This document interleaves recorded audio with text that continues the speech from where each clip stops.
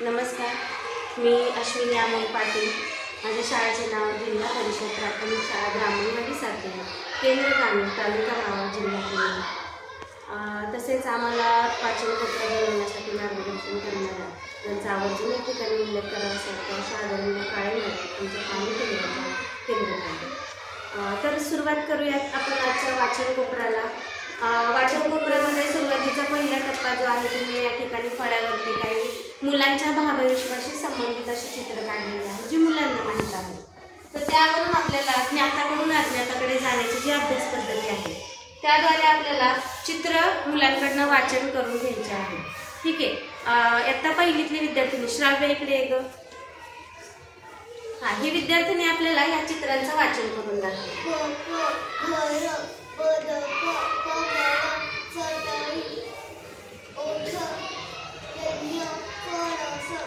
Very good. Second. बघा, आत्ताच आपल्याला पहिलीच्या विद्यार्थिनींनी चित्र वाचून दाखवलं. त्याच्याच पुढचा टप्पा म्हणजे या ठिकाणी मी जे काही वाचन कोपरा तयार केलेला आहे त्यामध्ये हे कार्ड्स येतात. तर ते चित्र आणि त्या चित्राचं नाव आहे.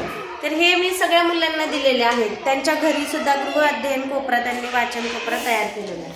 तर यावरून मुलांना त्या चित्राचं नाव लक्षात येतं आणि ॲटोमॅटिक मुलं क प म्हणजे हा क आहे आणि हा प आहे असं मुलांना क्लिअर होतं. अशा प्रकारे हे दोन कार्ड असे आहेत की ज्याच्यामध्ये अत्यज्ञापर्यंतची सगळी मुळाक्षरे येतील असं हे कार्ड बनवलेलं आहे.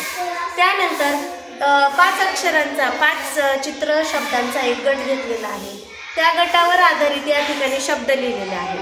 या ठिकाणी पण परत 5 चित्र शब्दांचा गट घेतलेला आहे आणि त्या ठिकाणी त्यावरून तयार होणारी अक्षरं म्हणजे मुलं यापासून सोपी अक्षरं देखील आणि शब्द देखील वाचू शकतात.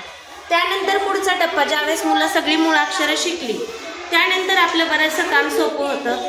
क आ का असं न शिकवता आम्हाला एक नवीन सापडलेली युक्ती म्हणजे की या ठिकाणी जे मुलांना चित्र माहीत आहे तर हे काय आहे मुलांना म्हटलं काय रे हे मासा म्हणजे हा काय आहे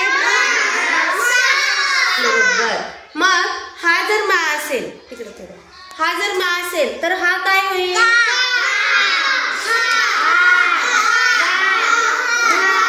व्हेरी गुड. तर अशा पद्धतीने आपल्याला काना किंवा आची मात्रा शिकवण्यापेक्षा डायरेक्ट त्यांच्या ज्ञानामध्ये असलेली चित्र दाखवून आपल्याला त्यांना का खा गा घा हे अक्षर शिकवता येते. तसंच त्याच्या पुढे आहे हे चित्र कशाचं आहे रे हा काय आहे याप्रमाणे आपल्याला मग हे काय झालं ओके व्हेरी गुड. अशा प्रकारे आपल्याला प्रत्येक मात्रा ही मुलांना या प्रकारे शिकवायची आहे.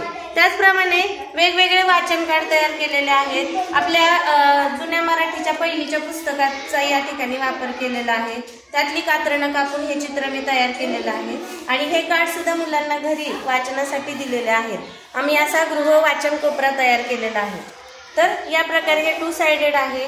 तसेच मग ह्याचेच हे शब्द आहेत जे आपण शब्दच अक्षरं वेगवेगळी करून लिहिलेली आहेत आणि याच्यावरून हे एकत्र आपण शब्द लिहिलेले आहेत. याचंही वाचन आपल्याला अगदी खूप छान प्रकारे करता येईल. त्याचप्रमाणे हा तक्ता मग हा रेडीमेड आहे पण याच्यामध्ये मग आची मात्रा शिकवण्याच्या ऐवजी मा सा मग त्यावरून मुलं त्या आधारित शब्द वाचतात. मानसी उभी राहा हा शब्द वाच. काय झालं शब्द आड. हा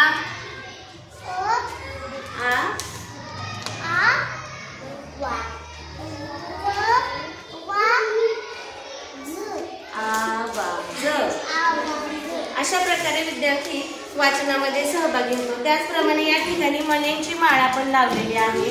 आता आपण हे पिवळे मणे मोजूयात. मोजा बरं. 1 2 3 4 5 6 7 8 9 10.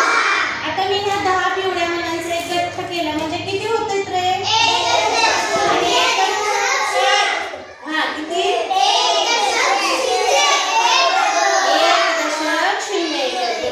Very good. त्याचप्रमाणे आपण हे अशा प्रकारे टाकाऊ पासून टिकाऊ वस्तू तर ह्या पेनाचे रिफिल आहे आहेत आणि आपण हे छोटेसे कार्ड आहे, ज्या विद्यार्थ्यांना 4 ओळखता येणार नाही त्याने काय करायचं आहे तर पाठीमागं बघायचंय किती स्टार आहेत ते मोजायचे आणि त्याच्यावरून ह्या 4ची ओळख करून घ्यायची आहे. तसेच श्राव्य ते पेनाचं बॉक्स आहे बरं आहे. आता हे बघा घरात आपल्या पेन असतात वापरलेले वगैरे, ते पेन मी कधीच टाकून देत नाही. असे रिकामे पेन आहेत, त्या पेनांचाही वापर आपल्याला दशक एकक मुलांना सांगण्यासाठी गणन करण्यासाठी उपयोग होतो. प्रत्येकाने सांगायचे आता